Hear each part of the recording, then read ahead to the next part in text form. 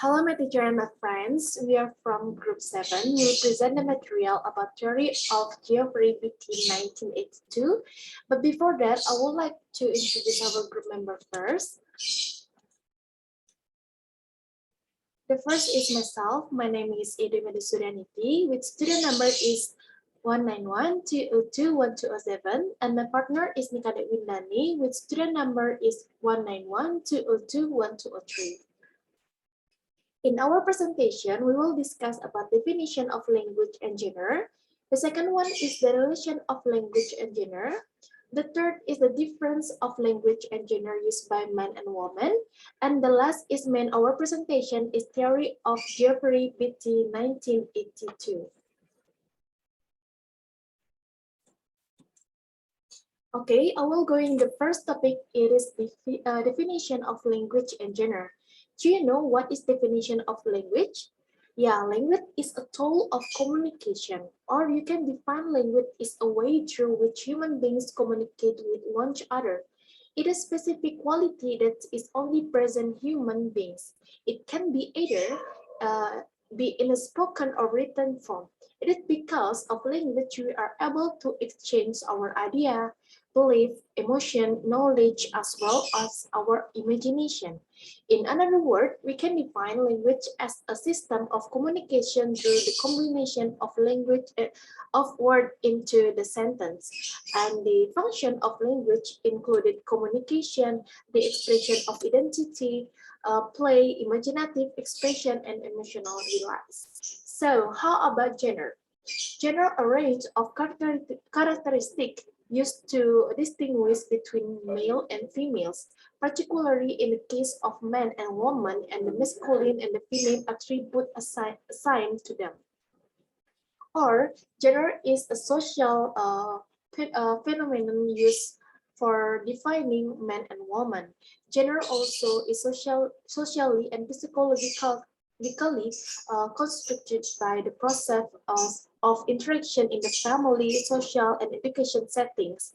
In another word, gender is not something we have, but something we do or something we perform. Gender also known as the social elaboration of biological sex. Gender is referred variously across area of social science. In a specific social settings, the culture legalizes value, expectation, meaning, and the pattern of the behavior and communication of its society. And the concerning gender, for example, it can be seen a lot of the structure that are the format based on the what emerged on the television, magazine, or the personal experience. It show the representation of the gender issues. Okay, because I already explained what are gender and language. So, what is the relation between language and gender? The relation of language and gender. Language and gender itself is an area of study within sociolinguistics, applied linguistic and related field. What is the investigate the varieties of speech associated with a particular gender or a social norm for such as generate language use, which is language and gender are interrelated with each other because men and women use different interaction patterns. And there is a number of close relationship between gender and language. Another word, men's way of using language and woman's way of using language is different. It is because of structure of language, norm of the society or people of the society who use of the language. Moreover, gender, male or female, is socially constructed because of the social institution. We find various or differences between men and women. In addition to men's style of speaking and women's style of speaking are deeply rooted in the power structure. In addition, the personality of the individual and the vitality of the group are also involved in the explanation or variability in the language use. Therefore, there is a close connection between the structure, vocabularies and the ways of using language and the social role and the men of women who speak in the language. Okay, that's all my explanation about definition and relation language and gender. The next presentation will be continued by Windani. Windani, time is yours. Okay, thank you, Dayu. I will continue the presentation about the differences of language used by men and women in general.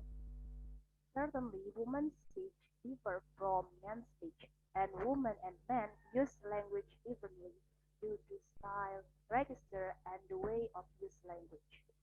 There are some differences of language used by men and women. Namely, first, women's speech is more polite than men. Women put more emphasis than men on the polite or affective function of text. Women using them as a passive positive politeness devices. Next, women tend to interrupt less in conversation and to be more attentive listener, concentrate to ensure others get a chance to contribute than men. And women are more supportive and cooperative conversationalists, and men are more competitive conversationalists.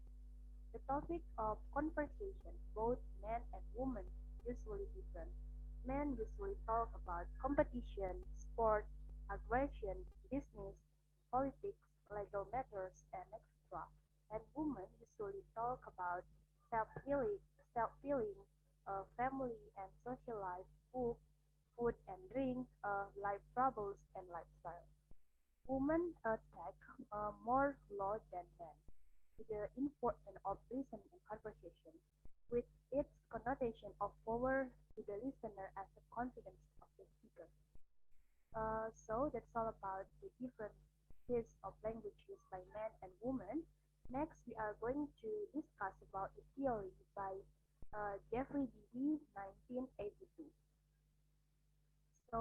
Beattie, Beattie actually didn't agree with Zimmerman and Westphal, so Beattie conducted his own study and came to his own quiet different conclusions. Every Beattie recorded around 10 hours of tutorial discussion among university students and discovered 557 interruptions in total. When we compare that with Zimmerman and West study, it's it's a pretty large percentage increase in Geoffrey Bettie study. And Geoffrey Bettie found that men and women interrupt with just about equal frequency, namely men 34.1 and women 33.8. This was demanded in statistically insignificant. Jeffrey, Jeffrey Bettie was criticized to Zimmerman and West findings. The problem with this is that you might simply have one very valuable man in the study which has a disproportionate effect on the total. We also question that the meaning of interruption. Why the interruption necessarily reflects the dominance? Can interruption not arise from the source? And do interruption not reflect interest and involvement? Beattie also claimed that interruption do not necessarily have to reflect dominance as they can come out of other situations, but they could instead that reflect the interest and involvement of the participation in conversation. Next, conclusion.